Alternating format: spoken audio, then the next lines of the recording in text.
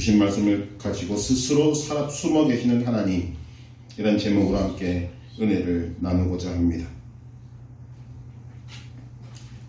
사람들은 하나님을 보고 싶어 합니다. 믿는 사람들은 믿음의 확증을 위해서 하나님을 보고 싶어 하고, 믿지 않는 사람들은 믿고 싶지 않다는 핑계로 내게 하나님을 보여달라, 그러면 내가 하나님을 믿겠다라고 말합니다. 여러분은 하나님을 믿으십니까? 기적입니다. 또한 동시에 여러분은 복이 있습니다. 요한복음 20장 29절에서 예수님은 도마를 향해 이렇게 말씀하십니다. 너는 나를 본고로 믿느냐? 보지 못하고 믿는 자들은 복되도다. 오늘 이 자리에 있는 저와 여러분들은 하나님의 은혜로 복을 얻은 자인 줄 믿습니다.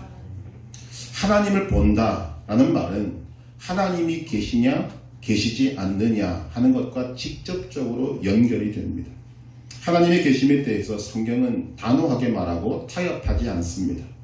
로마서 1장 20절 첫 창세로부터 그의 보이지 아니하는 것들 곧 그의 영원하신 능력과 신성이 그가 만드신 만물에 분명히 보여 알려졌나니 그러므로 그들이 핑계하지 못할지니라.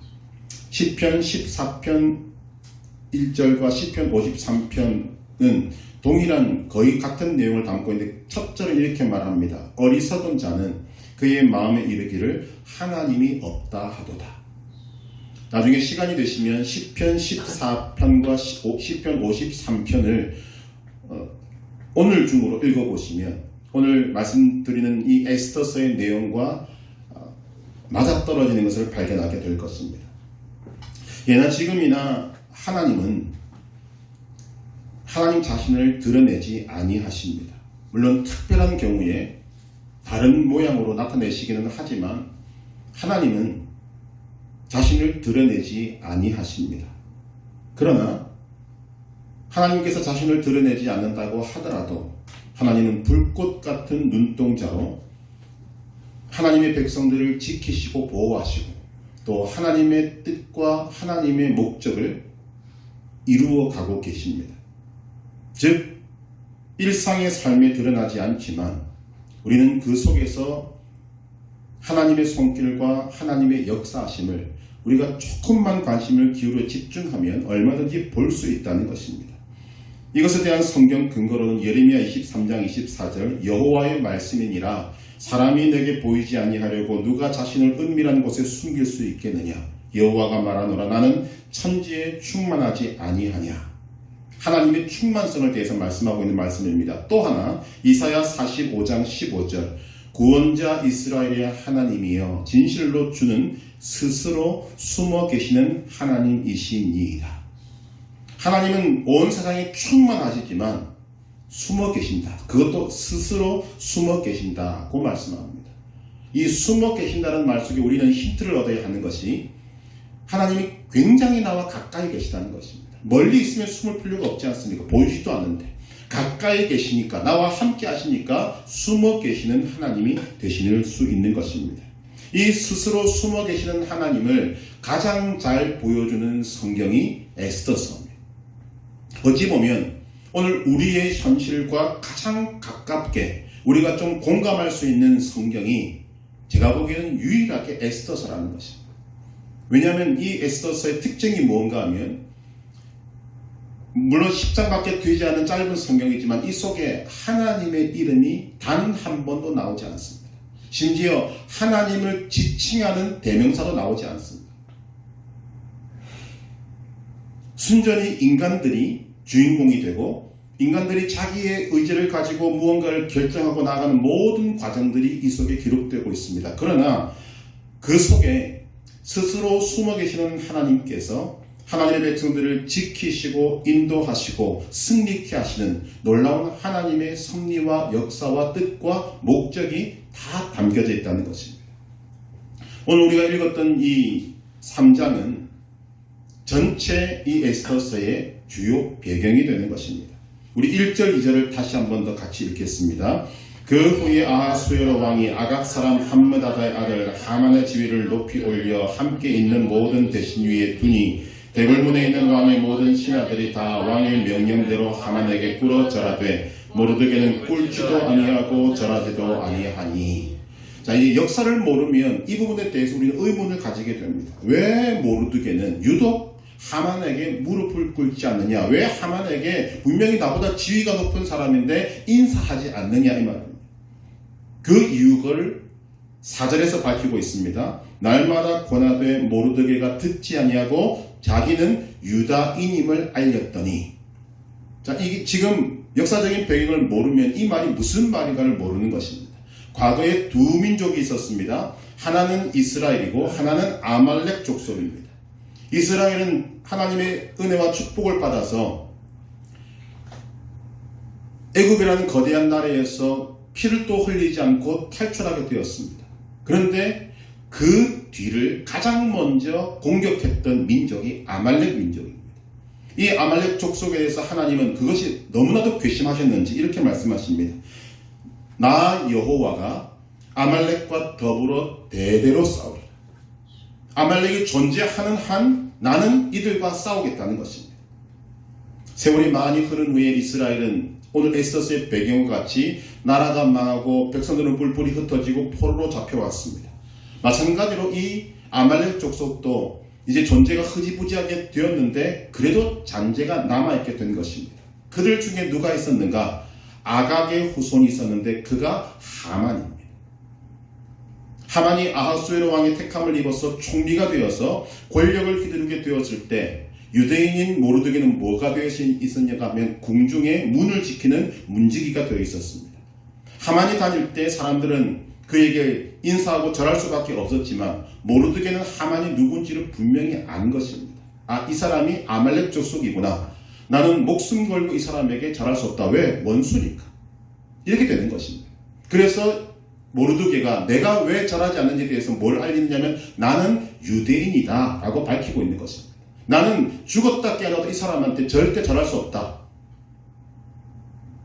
그러니까 5절에 보니까 하만이 모르드게가 무릎을 꿇지도 아니하고 절하지도 아니함을 보고 매우 노하더니. 노할 수밖에 없습니다. 다 절하는데 다 인사하는데 지위도 얼마 되지 않는 궁궐 문지기가 나에게 고개를 빳빳이 세우고 쳐다보고 있다. 견딜 수 없는 모욕감을 느꼈을 것입니다. 그래서 하만은 모르드게를 보며 화가 머리 끝까지 나서 어떻게 하면 모르드게를 죽일까 생각하는데 하만의 귀에 한 가지 좋은 소식이 들려옵니다. 바로 모르드게가 유다인이라는 소식이 들려옵니다.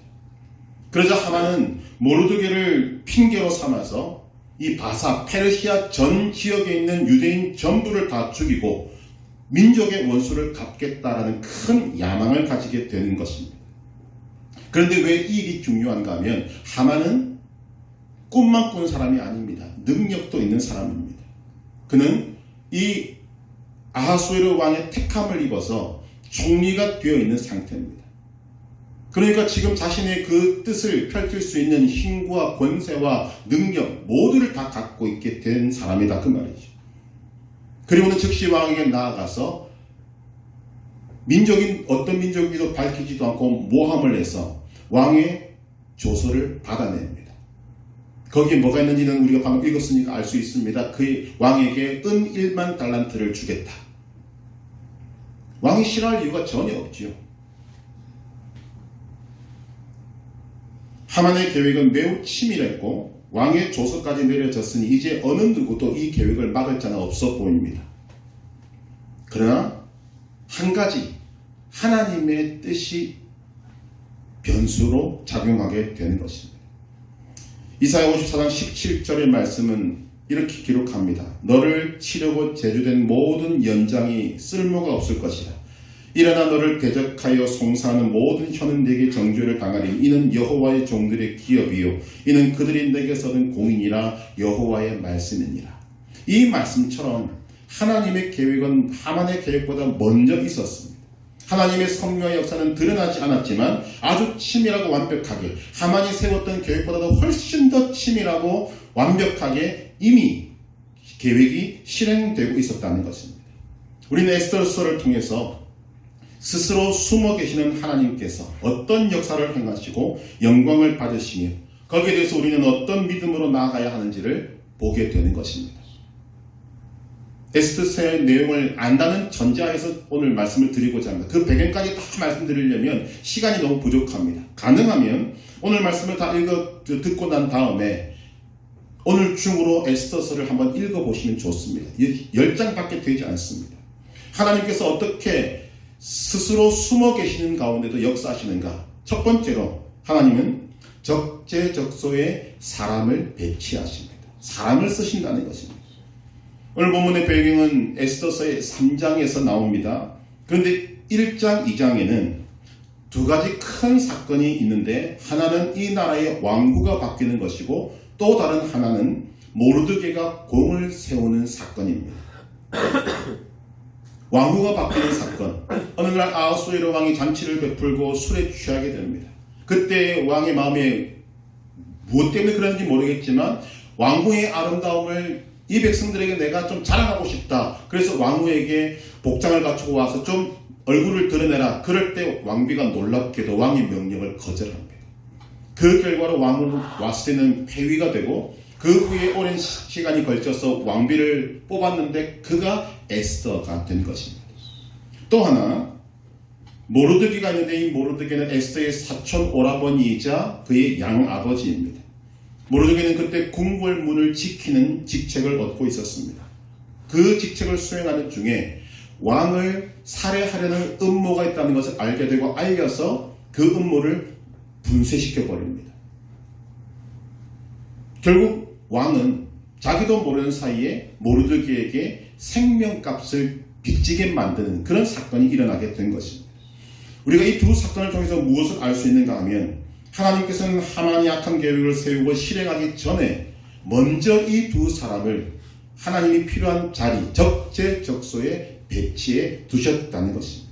이것이 하나님의 지혜입니다. 하나님의 전능하심을 보게 되는 장면이 바로 이 장면입니다. 우리는 하나님의 지혜를 자꾸만 인간의 지혜와 비교할 경우들이 많이 있지만 결코 그럴 수 없습니다. 하나님의 지혜는 인간의 지혜와 비교할 수 없고 하나님이 하시는 모든 것들은 소위 신묘막측하다고 말할 수 있습니다. 에스더와 모르드게는 지금 어마어마한 계획을 세우고 있는 이 하만이 모르는, 즉 적기 모르는 강력한 복병이 된 것입니다. 아무도 모르지. 이런 일들이 우리에게 있다는 사실을 보여주는 이유가 무엇입니까? 하나님이 여러분들의 삶에 일어나는 모든 것들을 다 아시는데 결정적인 순간이 오게 될 때 하나님은 먼저 선수를 치셔서 여러분들의 모든 악들 속에 지키고 보호하심을 절대로 놓치지 않고 계시다는 것을 보여줍니다. 우리에게 무엇을 주시는가? 우리가 세상을 살아가면서 여러 가지 두려운 일들을 만나게 되는데 두려워할 필요가 없다는 것입니다. 하나님의 사람들은 이 두려움과 늘 싸워야 하고 늘 이겨야 합니다. 우리는 에스더서를 통해서 그것을 볼 수 있어야 합니다.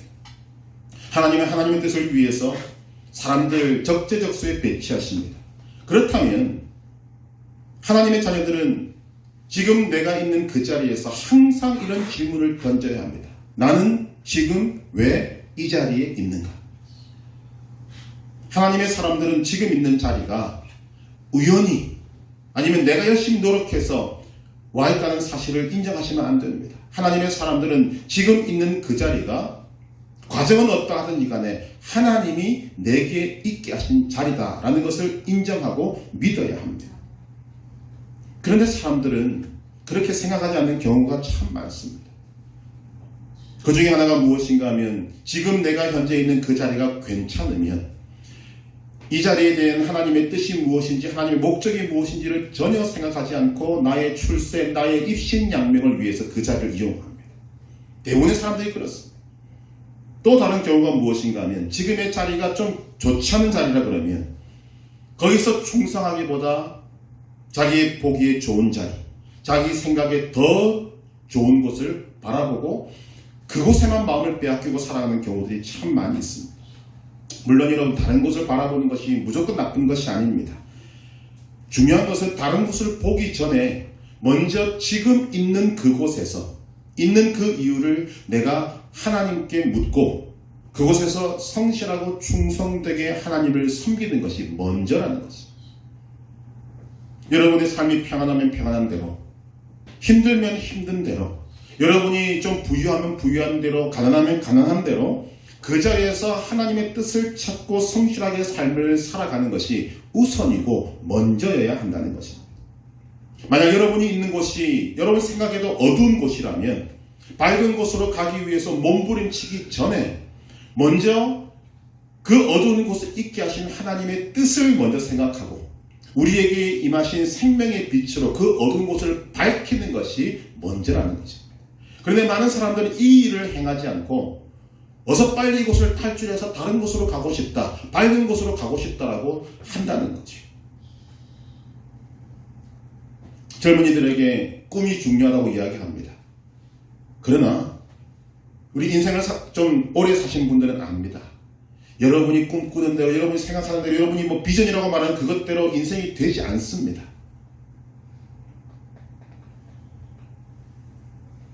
꿈, 비전을 말하기 전에 우리에게 필요한 것이 무엇인가 하면 지금 있는 자리에서 성실하고 충성되게 있는 것입니다.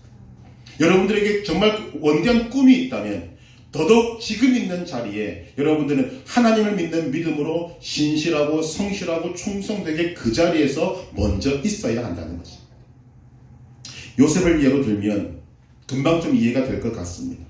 요셉은 사랑받는 아들의 자리에서 하루아침에 종이 되었습니다. 그런데 성경은 요셉이 종이 됨에 있어서 불평하고 원망하고 짜증내고 팽개친 기록이 없습니다. 요셉은 자신에게 주어진 종의 직분에 충성합니다. 그 결과 첫 번째로 종으로 팔려갔던 보디발이 무엇이라고 하는가 하면 그의 소유를 다 요셉의 손에 위탁하고 자기가 먹는 음식 외에는 간섭하지 아니하였더라. 인정받습니다. 종이 인정받습니다. 요셉은 성실하게 충성되게 살았지만 주인의 아내의 요구를 거절하고 다시 감옥으로 갑니다. 그가 한 것이라고는 착하게 산 것밖에 없고 정직하게 산 것밖에 없는데 삶은 꼴대로 꼬이고 내려갈 곳이 없을 만큼 더 내려갑니다. 그런데 그 감옥에서조차도 요셉은 뭐합니까? 탈출하고 싶다가 우선이 아니라 성실하고 충성되게 일해서 간수들의 인정을 받습니다. 요셉에게 없는 것이 있다는 걸 우리가 알고 있지 않습니까? 요셉에게는 불평이 없고 원망이 없습니다. 오히려 감옥에서도 성실하게 살아갑니다. 여러분, 요셉 입장에서 보면 그 13년이라는 그 세월 동안, 그가 종으로 있었던 그 세월 동안 우리의 인간의 머리로 이해할 수 있는 상황은 하나도 없습니다. 정말 왜 이럴까? 고민하기 시작하면 끝도 없이 나락으로 떨어지는 그런 상황 속에 요셉은 있었습니다. 그런데 성경은 거기에 대해서 언급하지 않습니다. 당신은 이해할 수 없지만 세월이 지난 다음 요셉이 하나님의 뜻을 따라서 애굽의 총리가 되고 난 다음에 요셉은 깨닫습니다. 모든 것이 하나님의 뜻 안에 있었구나. 여러분, 만약에 요셉이 매일 자신의 삶을 성실하고 충성되게 생활하지 않고 종으로 팔린 그 자신을 날마다 비관하고 처지를 한탄하고 불평과 원망으로 살았다고 하십시다. 그러면 하나님께서 그를 애굽의 총리로 쓸 수도 없을 뿐더러 요셉은 아마 그렇게 불성실한 모습으로 산 종이기 때문에 금방 죽임을 당했을 것입니다. 그리고 요셉의 자리는 다른 누군가가 차지하게 되었을 것입니다. 오늘 이것이 우리에게 중요한 것입니다. 많은 하나님의 사람들이 꿈 이야기하고 비전 이야기합니다. 그러나 꿈, 비전 이야기하기 전에 오늘 먼저 여러분의 삶, 현재 살고 있는 여러분들의 삶을 돌아보셔야 합니다. 제가 나름대로 충격받았던 말씀 중에 하나가 무엇인가 하면 골로새서 3장 22절에서 24절 말씀인데 이렇게 말씀합니다. 종들아, 모든 일에 육신의 상전들에게 순종하되 사람을 기쁘게 하는 자와 같이 눈가림만 하지 말고 오직 주를 두려워하여 성실한 마음으로 하라. 여러분, 종은 악한 제도입니다. 그런데 종으로서 어느 날 하나님을 믿는 그 믿는 종들에게 사도 바울이 하나님의 마음으로 무엇이라고 권면하는가 하면 너희는 빨리 그곳에서 탈출해서 새로운 삶을 살라고 하지 않고 오히려 옛날과 더 다르게 종으로서 충성을 다하라. 어떤 모습으로? 하나님을 섬기듯이 너희 주인들에게 섬겨라.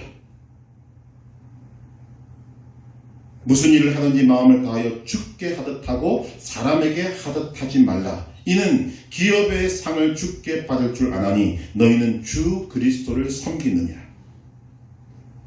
여러분, 우리는 하나님의 전략을 모릅니다. 안다고 해도 정말 아주 일부분만은 알 수 있을 것입니다. 우리는 모르는 것이 맞습니다. 이사야 55장 8절 말씀에 이는 내 생각이 너희의 생각과 다르며 내 길은 너희의 길과 다르니라 여호와의 말씀이니라. 하나님이 자신의 이름을 걸고 내 생각은 너희와 다르고 내 계획은 너희와 다르다고 말씀하십니다.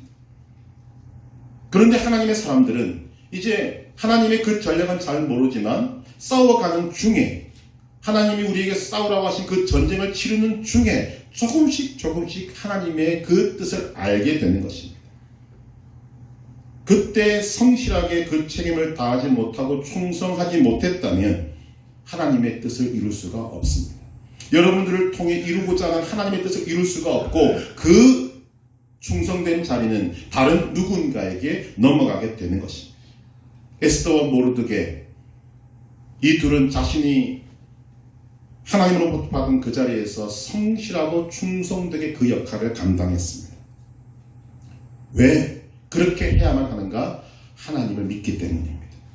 성실과 충성은 여러분이 지금 현실에서 믿음으로 살아내야 될 삶의 자세와 태도입니다. 그것이 스스로 숨어 계시는 하나님을 믿고 인정하는 믿음의 태도인 것입니다. 하나님께서는 사람을 사용하셔서 하나님의 뜻을 이루어 가십니다. 두 번째로 하나님이 일하시는 것은 모든 것이 합력하여 선을 이루게 하십니다. 우리가 익히 알고 있는 말씀입니다. 오늘 본문에 등장하는 첫 번째 하나님의 뜻대로 이루어지는 것은 제비뽑기입니다.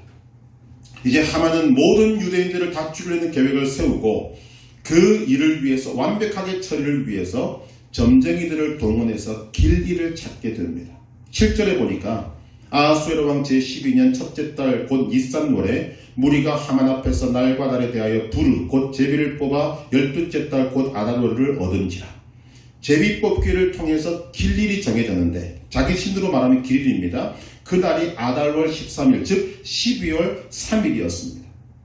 점쟁이들이 제비 뽑기로 해서 길일을 뽑았지만 성경은 이것이 하나님의 뜻이다 라고 말합니다. 자, 잠언 16장 33절 제비는 사람이 뽑으나 모든 일을 작정하기는 여호와께 있느니라. 여기서 하만은 결정적인 실수 두 가지를 하게 되는데, 치명적인 실수 두 가지를 합니다. 첫째가 무엇인가 하면 계획을 세우고 그 계획을 실행하기까지 11개월의 여유를 둔 것입니다. 제비뽑기를 한 날이 1월 13일, 결정된 날이 12월 13일. 왜 이것이 중요한가 하면, 만약에 2월이나 3월에 날이 잡혔으면 12월 13일 날 모든 유대인들을 죽이려는 첫 번째 조서가 내려가고 난 다음에 그것을 취소시키는 두 번째 조서가 내려갈 시간이 없습니다. 요즘 같은 인터넷 시대 아닙니다. 그때는 이런 왕의 조서를 전령들이 직접 가서 전해야 합니다. 아무리 빠른 말을 타고 달려도 페르시아가 그때 127개의 도를 가지고 있었습니다. 어마어마한 넓이의 제국을 가지고 있었습니다. 2월 3월이면 두 번째 조서가 도착하기 전에 이미 그들은 죽임을 당하고 말 것입니다. 그런데 12월 13일이 걸린 것입니다. 이것이 하만의 첫 번째 실수, 물론 하나님의 계획입니다. 두 번째 치명적인 실수가 무엇인가 하면 유대인을 죽이는 일을 군대에게 맡기지 않고 유대인들이 사는 마을 사람들에게 맡겨버린 것입니다. 만약 군대에게 맡겼다면 이건 정말 피도 눈물도 없이 행할 수 있습니다. 그런데 그 유대인들이 사는 마을의 사람들에게 너희는 유대인들을 죽일 권한을 내가 주겠다. 그리고 그들의 재산을 빼앗을 권한도 주겠다. 이렇게 조서가 내려간 것입니다. 그것을 하나님께서 역으로 바꿔버리시지 않습니다. 유대인들이 자신을 해하려는 자들을 죽이고 그들의 재산을 빼앗을 수 있는 두 번째 조서가 내려가게 되는 것입니다.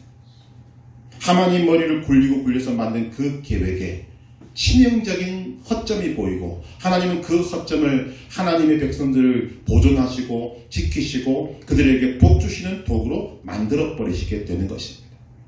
민수기 23장 23절에 이런 말씀이 있습니다.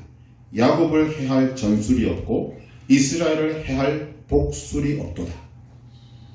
정말 하나님이 마음먹으시면 하나님의 백성들을 건드리지 못한다는 것을 이렇게 표현하고 있습니다. 우리가 어떤 모습으로 살아야 합니까? 하나님을 진정으로 믿어야 합니다. 우리의 심령 속에 하나님은 눈에 보이시지 않고 내 말을 들으시는 것 같지 않지만 하나님은 지금도 불꽃 같은 눈동자로 나를 보고 계시고 지키고 계시고 보호하고 계신다. 이 믿음이 오늘 우리를 이 세상에서 힘있게 살아가는 근거를 제공해 주게 되는 것입니다. 여러분들을 해하려고 하는 대적들이 있다고 할지라도 오늘 우리는 이 말씀 속에서 그들이 쳐놓은 올무에 그들이 걸리는 놀라운 일들을 발견하게 될 것입니다. 그러므로 우리는 이 하나님을 믿는 믿음으로 오늘도 담대하게 생명 다하는 그날까지 담대하게 살아가야 할 것입니다. 하나님이 이용하신 두 번째가 무엇인가 하면 에스더의 지체, 즉 미움이라고 말할 수가 있을 것입니다. 이제 유대인 전체가 죽을 위기에 처하게 되자 에스더는 죽으면 죽으리다 라는 결단을 하고 왕 앞으로 나아갑니다. 왕 앞에 나아가는 자는 누구든지 왕이 금호를 내밀지 않으면 다 죽임을 당하게 되어 있습니다. 그때 하나님의 마음이 그들에게 전해졌고 자기 앞으로 나오는 이 왕후 에스더의 모습을 본 이 왕이 너무 마음에 감격해서 금호를 내밉니다. 그 좋은 찬스에 에스더는 왕에게 우리 민족을 구해달라는 말을 하지 않습니다. 오히려 이런 말을 합니다. 내가 왕을 위하여 잔치를 베풀 터이니 하만을 데리고 참석하여 주십시오. 왕이 너무나 기뻐서 잔치에 참여합니다. 그리고는 그 마음이 너무 감동되어서 에스더에게 이렇게 이야기합니다. 내가 나라의 절반이라도 줄 테니까 소원을 말해보라. 그때 에스더는 말하지 않습니다. 그리고 내가 다음날 내일 한 번 더 잔치를 베풀 터이니 하만을 데리고 꼭 참석해 주십시오. 자, 에스더가 왜 미루었겠습니까? 모릅니다. 무언가 하나님께서 이 에스더의 마음속에 불편을 주셨더니 뭔지 모르지만 어쨌거나 에스더는 그 절호의 기회를 미루었습니다. 그런데 그 미루었더니 어떤 결과가 벌어졌는가? 하나님의 절묘한 때와 맞아떨어지게 되더라는 것입니다. 이 에스더의 지체와 미룸에는 여러 가지 사건이 완벽하게 맞아떨어지는 결과를 낳게 되는데 그 첫 번째가 무엇인가 하면 하만의 분노입니다. 에스더가 주최하는 그 잔치의 자리에 참석했던 하만이 너무나 기분 좋아서 왜? 나만 특별히 청함을 받았습니까? 기분 좋게 나오는데 궁궐 문 앞에서 슬퍼서 괴로워서 베옷을 입고 쓰러져 뒹굴리 굽고 있는 모르드게를 보게 됩니다. 화가 머리끝까지 납니다. 그런 집에 돌아와서 아내와 친구들을 불러 모아놓고 저 모르드게를 어떻게 하면 좋겠는가 의논할 때 의논은 내기를 집 마당에 처형대를 세우고 거기에 모르드게를 답시다.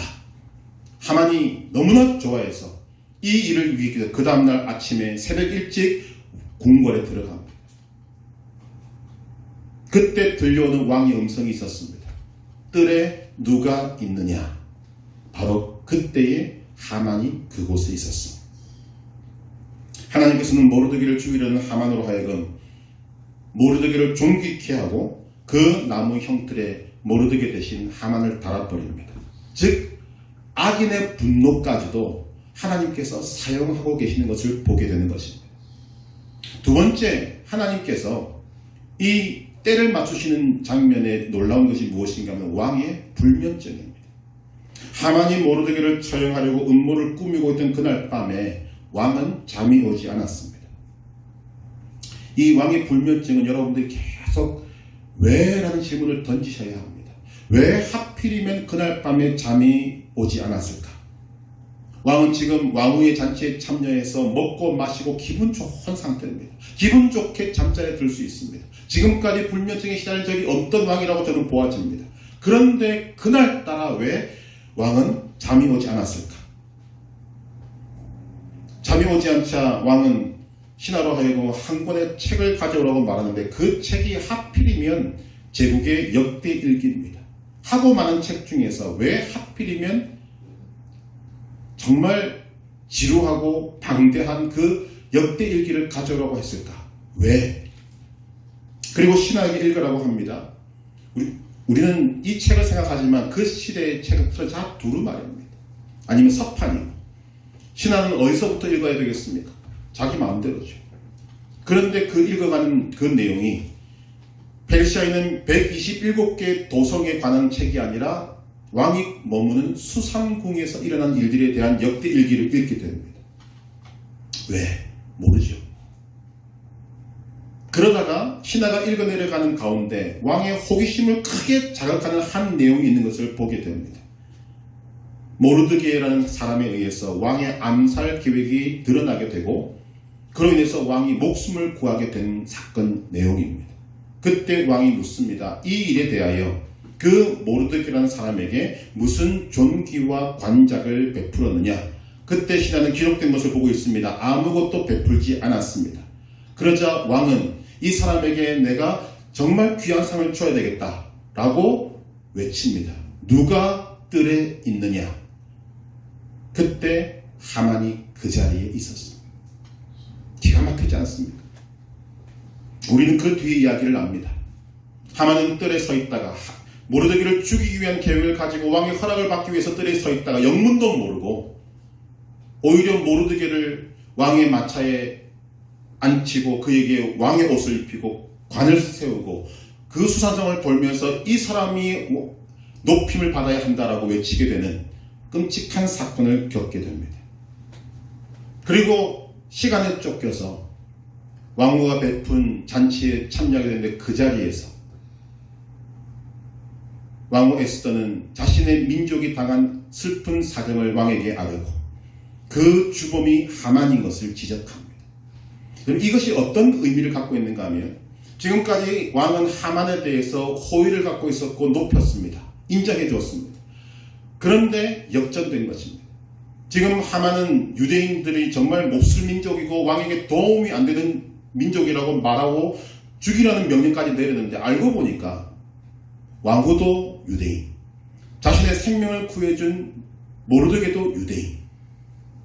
그런데 지금까지 자기가 믿었던 이 하만은 몹쓸 인간이라는 거지.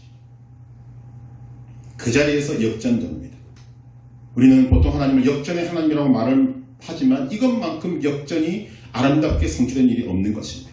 욥기서 5장 13절에 지혜로운 자가 자기의 계략에 빠지게 하시며 간교한 자의 계략을 무너뜨리시는 분이 하나님이십니다. 이런 계획을 누가 세우겠습니까? 이런 타이밍을 누가 맞추겠습니까? 하나님 아니고는 맞출 수가 없는 것입니다. 우리가 그런 하나님을 믿고 있습니다. 세 번째로 하나님은 기도를 사용하십니다. 하나님의 섭리가 이루어지기 전에 하나님께서는 그들을 기도의 자리에 몰아넣으십니다. 여러분 솔직히 그 포로로 잡혀간 유대민족이 이런 일을 당하지 않을 때 그들이 하나님 앞에 매달리겠습니까? 아니지 않습니다. 이 사실이 알려지자 모르드게 금식합니다. 에스더가 금식합니다. 유다 백성들에게 금식하라고 명령합니다. 함께 금식하며 기도합니다. 결국은 오늘 우리의 삶에 어려운 일을 만난다, 고난을 당한다, 힘들다 이런 모든 것들은 하나님께서 여러분들을 기도의 자리로 몰아넣으시는 하나님의 작품이라고 보시면 거의 틀림이 없습니다. 그런데 왜 하나님은 고난을 이용하시는가? 하나님의 목적은 분명합니다. 하나님의 백성에게 복을 주시기 위해서. 기도는 이런 하나님의 뜻을 이루는 아주 적극적인 도구이면서 동시에 우리가 결코 게으르지 말아야 할 매우 중요한 요소인 것입니다. 여러분 오늘 우리가 살아가는 이 시대가 어떤 시대입니까? 힘든 때 아닙니까? 고난의 때가 아닙니까? 그렇다면 믿음의 사람들은 빨리 알아채야 합니다. 아, 하나님이 내게 기도하라고 하시는구나.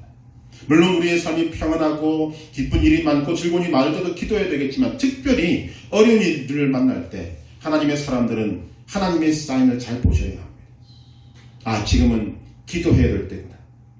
기도하면서 우리는 하나님의 뜻, 하나님의 목적을 분명히 아셔야 합니다. 여러분들을 힘들게 하는 것이 하나님의 목적이 아닙니다. 힘든 것을 이용하셔서 하나님은 여러분들에게 상상할 수 없는 복을 주시는 목적으로 여러분들에게 기도하라고 하시는 것입니다. 여러분 하나님을 신뢰하시기를 바랍니다. 이런 모든 것이 합력해서 선을 이루는 과정, 에스더스를 통해서 보게 된 이런 과정들을 통해서 우리가 해야 될 믿음의 행동이 무엇인가 하면 오늘 나의 삶에 일어나는 여러 가지 일들, 상황들을 바라보면서 일희일비하지 않는 것입니다. 이 오늘의 현실을 바라보고 내 삶을 결정지어버리지 않는다는 것입니다. 오늘 많은 사람들이 자신의 생명을 끊습니다. 스스로. 왜 끊습니까? 지금 내 삶이 끝이다라고 여겨지기 때문입니다. 하나님의 사람들에게는 결코 그런 일이 없습니다. 이것은 하나님의 뜻을 이루기 위한 과정인 것을 우리는 알아야 합니다. 아무리 내가 힘이 든다 하더라도 그것은 하나님의 뜻을 이루기 위한 하나의 과정이라고 우리가 믿어야 하는 것이죠. 아직 끝나지 않았지 않습니까? 아직 종말이 오지 않았지 않습니까? 그렇다면 그 모든 것들은 하나님의 뜻에 따르는 하나의 과정이라고 우리는 알아야 하고 믿을 수 있어야 하는 것입니다. 그래서 하나님을 신뢰하는 사람은 내 삶에 어렵고 힘들고 또 고된 일들이 일어날 때도 불구하고 말씀을 붙듭니다. 항상 기뻐하라, 쉬지 말고 기도하라, 범사에 감사하라. 왜? 하나님의 역사가 있을 것을 믿기 때문에. 그것이 스스로 숨어 계시는 하나님을 믿는 자의 믿음의 삶입니다. 우리가 무엇을 믿어야 합니까? 하나님은 살아계시고 하나님은 모든 것을 합력해서 선을 이루시는 분이심을 믿기 때문에 그렇게 하는 것입니다.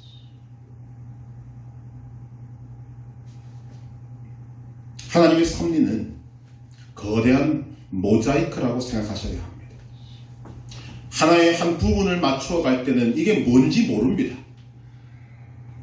어렵게 맞춰가지만 그것이 무엇을 뜻하는지 모르는데 전체가 맞춰지게 되었을 때는 우리는 무릎을 치고 손뼉을 치며 감탄사를 내뱉게 될 것입니다. 아, 이런 것이구나. 이것을 위해서 하나님이 이 과정을 거치게 하셨구나. 여러분이 지금 걷고 있는 길이 어둡게 생각되십니까? 그렇다고 해서 내 인생은 어둡다, 내 인생은 절망이다, 이렇게 생각하지 마시라는 것입니다. 지금은 어둠의 과정일 뿐임을 말씀을 통해서 우리가 받아야 합니다.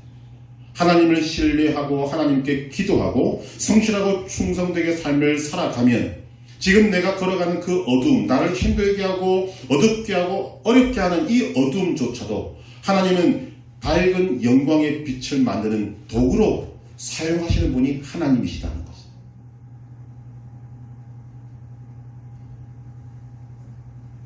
인생을 조금 살면 여러분들의 삶이 기억나는 것은 여러분 기쁜 일이 아니라 힘들고 어려웠던 일인 것을 알게 됩니다. 그런데 그런 과정을 거치면서 오늘 내가 지금 웃으면서 이야기를 하고 있습니다. 하나님이 그렇게 인도하신다는 거죠.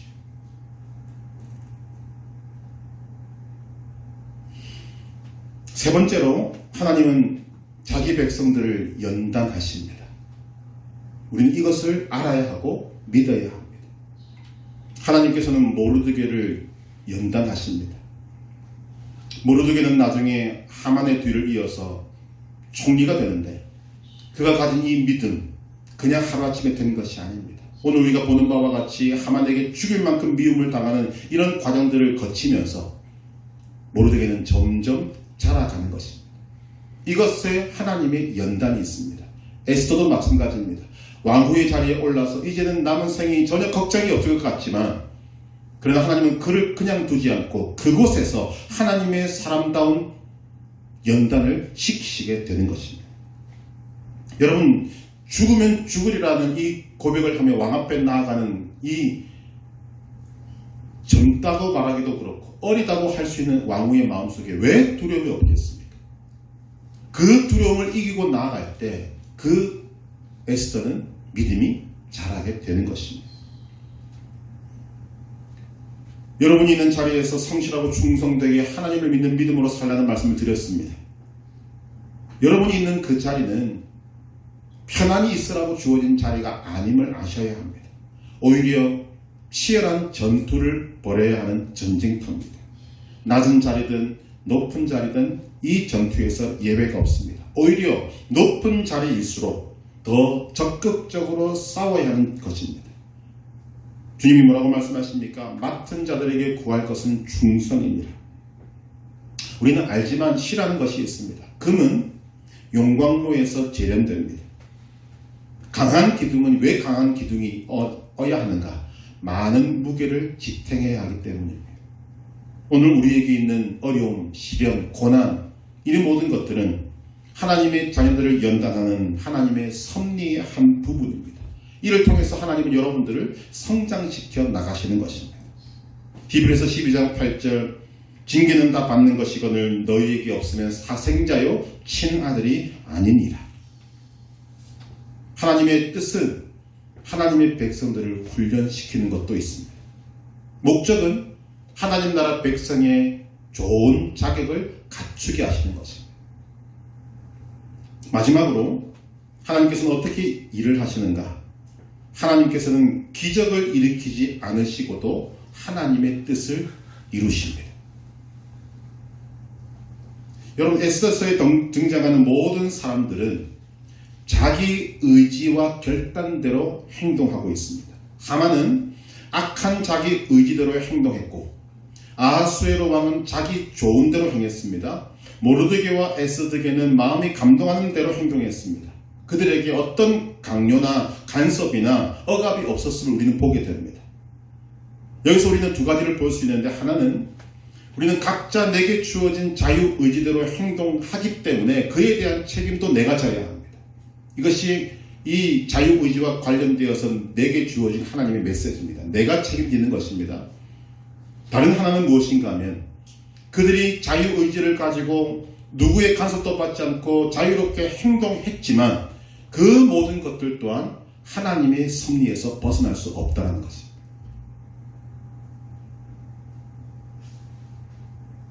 하나님의 놀라운 것이 무엇인가 하면 하나님은 인간의 자유의지를 막지 않습니다. 그러면서도 하나님은 하나님의 뜻을 이루어 가십니다. 우리는 특별히 구약 성경에서 하나님의 기적을 많이 경험하게 됩니다. 보게 됩니다. 자, 하나님 입장에서 볼 때 우리가 생각해도 그렇습니다. 하나님에게는 우리가 흔히 말하는 보고 놀랄 수밖에 없는 기적은 아주 편한 것입니다. 왜? 말씀만 하면 되지 않습니까? 그런데 오늘 에스더서에 나타나는 이런 내용들은 인간으로 하여금 자기가 생각하는 대로 하고 싶은 대로 다 하게 만드시면서도 끝에 딱 하면 자신들의 뜻은 한 개도 안 이루어지고 하나님의 뜻만이 딱 세워지는 것입니다. 이것은 정말 하나님이 얼마나 크고 놀라운 분인가 우리에게 보여주는, 정말 우리가 감탄해야 될 하나님의 능력인 것입니다. 하나님이 그런 분이십니다. 우리는 아담과 하와가 선악과를 먹은 것 때문에 막 원망하지만 성경은 우리에게 뭐라고 말하는가 하면 하나님께서 아담과 하와가 죄를 지을 것을 모르셨겠습니까? 아닙니다. 다 아셨습니다. 그러나 하나님은 죄를 짓는 것을 아시면서도 그 전에 이미 아들 예수님과 성령 하나님과 이미 다 계획을 끝내놓으셨어요. 그래서 창세기 3장 15절에 원시복음이라고 하는 예언이 나타나게 되는 것입니다. 여자의 후손이 뱀인 너의 머리를 상하게 할 것이고, 이것이 왜 나오는가? 하나님이 다 아신다는 것입니다. 에스더서를 보면서 우리는 여기에 좀 감탄하면 좋겠습니다. 정말 하나님의 능력에 우리가 좀 감탄하고 박수를 보내고 환호를 보내면 좋겠습니다. 야, 정말 어떻게 하나님 이렇게 하실 수 있습니까? 아마 하나님이 굉장히 기뻐하실 것이라고 생각합니다. 우리는 출애굽기에 매우 많이 등장하는 홍해를 갈라버리고 구름기둥 불기둥으로 백성들을 지키시고 보호하시고 만나를 먹이시는 이런 것들을 통해서도 감동을 느껴야 하지만, 에스더를 통해서 정말 인간으로 하여금 자기 마음대로 하게 하시면서도 하나님의 뜻을 이루시는 하나님을 바라보고 두 가지를 다 우리는 인정하고 믿고 신뢰할 수 있어야 한다는 것입니다. 우리는 에스더서를 통해서 하나님께서 자신을 드러내지 않으면서도 얼마나 세밀하게 하나님의 백성들을 지키고 보호하시는가, 이것을 볼 수가 있습니다. 겉으로 바라보기에 하만의 계획은 완벽해 보입니다. 거기다가 하만은 자신의 악한 계획을 이룰 수 있는 힘과 능력과 권세 모든 것을 다 갖추고 있었습니다. 그러나 이루지 못합니다. 왜냐하면 하나님의 뜻이 더 높기 때문입니다. 하나님의 뜻이 더 세기 때문입니다. 가장 중요한 것은 하나님께서 지키시기 때문입니다. 하나님의 백성들도 이와 같이 하실 것이고 하나님의 교회도 하나님은 이렇게 지키실 줄 믿습니다. 아직도 여러분들에게 살아감에 있어서 믿음을 지킴에 있어서 두려움이 있으십니까? 오늘 말씀을 통해서 여러분들의 속에 있는 그 두려움의 찌꺼기조차도 다 떠나보내고 사라지기를 주님의 이름으로 축복합니다. 하나님께서는 스스로 숨어 계시면서도 하나님의 뜻을 반드시 이루어 가신다는 것을 안다면 우리는 오늘 어떻게 살아야 할 것인가? 잠언 19장 21절 이렇게 말합니다. 사람의 마음에는 많은 계획이 있어도 오직 여호와의 뜻만이 완전히 서리라. 우리는 오늘 이것을 확인했습니다. 그렇다면 네 가지의 행동 지침을 해야만 합니다. 첫째, 하나님이 살아계심을 믿고 인정하시기를 바랍니다. 히브리서 11장 6절 믿음이 없이는 하나님을 기쁘시게 하지 못하나니 하나님께 나아가는 자는 반드시 그가 계신 것과 또한 그가 자기를 찾는 자들에게 상 주시는 이심을 믿어야 할지니라. 하나님이 살아계심과 역사하심을 믿으시고 인정하시기를 바랍니다. 두 번째, 하나님을 믿음으로 자신에게 주어진 삶을 성실과 충성으로 감당하시기를 바랍니다. 이것이 우선입니다. 세 번째, 합력하여 선을 이루시는 하나님을 믿고 항상 기뻐하고 쉬지 말고 기도하고 범사에 감사하시기를 바랍니다. 마지막 네 번째로, 자유의지를 하나님을 위하여 사용하시기를 바랍니다. 아담과 하와는 인간에게만 주신 이 자유의지를 죄를 지을 때 사용했습니다. 우리는 그것을 회복해야 될 사명이 있습니다.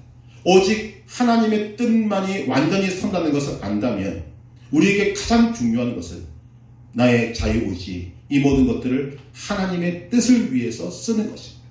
하나님이 기뻐하실 일을 위해서 쓰는 것입니다.